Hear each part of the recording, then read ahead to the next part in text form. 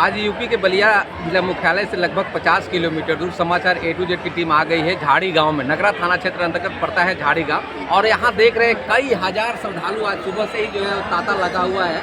यहाँ तक प्रसाद वितरण का कार्यक्रम भी सुबह से चल रहा है, देर रात तक चलेगा। और हमसे इसी गाँव के एक समाजसेवी जुड़े हुए हैं मुकेश सिंह और उन्हीं के मित्र हैं। वो बताएंगे कि आप पीछे देख रहे हैं विशाल बरगद जो 900 वर्ष पूर्व है से खड़ा है और यहाँ पे तमाम तरह की जो व्यवसाय चले। आइए इनसे हम जानेंगे कि आखिर इसकी क्या व्यवसाय है, क्या मान्यता है।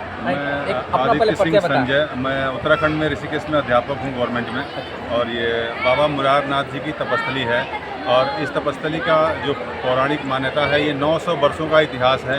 और बाबा मुरारनाथ जी की इस तपस्थली में प्रत्येक वर्ष भवानी नंदन यति जी महाराज जो हथियाराम महंत हैं उनके द्वारा यहाँ मकर संक्रांति पे सभी श्रद्धालुओं को प्रसाद वितरण किया जाता है। और सारे श्रद्धालु यहाँ पे 3 दिन का कार्यक्रम लगता है और यहाँ पे बाबा भवानी नंदन यति जी महाराज जो है प्रवचन करते हैं। और हरिहरात्मक जो पूजा होती है यह पूजा पूरे देश में हमारे जो 360 मठ हैं उसके मठाधीश हैं स्वामी भवानंद यति जी महाराज जी। और इसमें यह पूजा बस आपको मिल सकती है मकर संक्रांति पे जो हरिहरात्मक पूजा होती है। यह अनमोल पूजा है जो मकर संक्रांति में मिलती है और महाशिवरात्रि में मिलती है, और नहीं तो जब गुरुमुख करने के लिए बाबा निकलते हैं तब मिलती है। इसके अलावा आपको पंडाल में कहीं भी देखने को नहीं मिलती है, जबकि पूजा बाबा करते हैं लेकिन वह गोपनीय पूजा होती है। अभी ओपन में सभी भक्तजनों को देखने के लिए और उसका अनुकरण करने के लिए यह पूजा की जाती है। और बाबा प्रवचन करते हैं। सुबह 8 बजे से पूजा प्रारंभ होती है और 12 बजे तक चलती है। और मकर संक्रांति के दिन सुबह 2 बजे बाबा यहाँ से निकलते हैं और ददरी मेले के जो बलिया का ददरी मेला है जो दर्दर मुनि आश्रम के फेमस है वहाँ पे उस घाट पे जा कर के और हम करीब 150 लोग जाते हैं। और प्रत्येक वर्ष जा कर के बाबा कोरोना में 2 साल नहीं गए लेकिन और प्रत्येक वर्ष जब से गद्दी संभाले हैं तब से इस तपस्थली का लाभ मतलब प्रारंभ मिलता है और प्रसाद सभी भक्तजनों को मिलता है। और उस मेले में जब भी हम वहाँ जाते हैं गंगा स्नान करते हैं। गंगा स्नान करने के बाद फिर यहाँ आते हैं, आने के बाद फिर पूजा को बैठते हैं बाबा। पूजा के बाद तब यहाँ हवन होता है और यहाँ सारे गाँव के आसपास के जो भी सेवित श्रद्धालु हैं वो आकर के उस हवन में भाग लेते हैं, प्रतिभाग करते हैं और उसमें शामिल होते हैं और उसका आनंद लेते हैं, उसका लाभ उठाते हैं। बाबा उसके बाद प्रसाद वितरण करते हैं। गुरुमुख का कार्यक्रम होता है। गुरुमुख के बाद फिर बाबा अगले दिन फिर प्रवचन करने के बाद फिर 3 दिन दिवसीय कार्यक्रम के बाद फिर चले जाते हैं।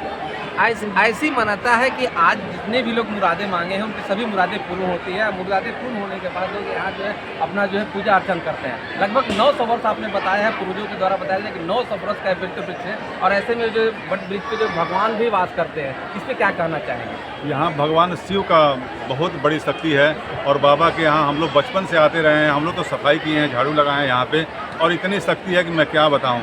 यहाँ आने के बाद रोंगटे खड़े हो जाते हैं, इतनी शक्ति ऊर्जा मिलती है कि आपके सारे पाप धुल जाते हैं। और यह शक्ति जो यहाँ आने के आता है उसी को प्राप्त होती है। और हम लोग क्या कहें, आज जो भी मैं दिख रहा हूँ और जो भी हमारे भक्तजन जो हमारी टीम है यहाँ पे जो स्वयं सेवक संघ है दिन रात लग करके और अपने हाथों से बड़े बड़े अधिकारी जो हैं वो भी आकर के यहाँ सेवा करते हैं। मतलब जो उच्च पदों पे हैं वो भी एक स्वयं सेवक की भांति यहाँ काम करते हैं। हमारे साथ मुकेश जी भी हैं और जो समाज सेवी हैं। देखा जाए तो भक्ति का एक जीता जागता प्रमाण देखा जा रहा है कि एडीजी जो है विजय कुमार जो है बनारस से चल के आए थे और बलिया पुलिस अधीक्षक भी आए हुए थे, उन्होंने भी मत्था टूका और बाबा से आशीर्वाद लिया।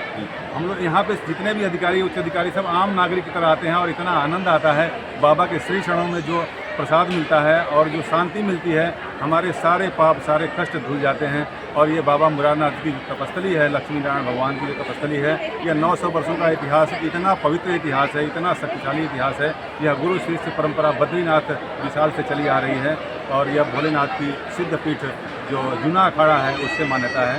और बहुत ही तार्किक ढंग से बाबा हमें मार्गदर्शन करते हैं और स्नेह देते हैं। चलिए, हमसे जुड़ने के लिए, बात करने के लिए बहुत बहुत धन्यवाद।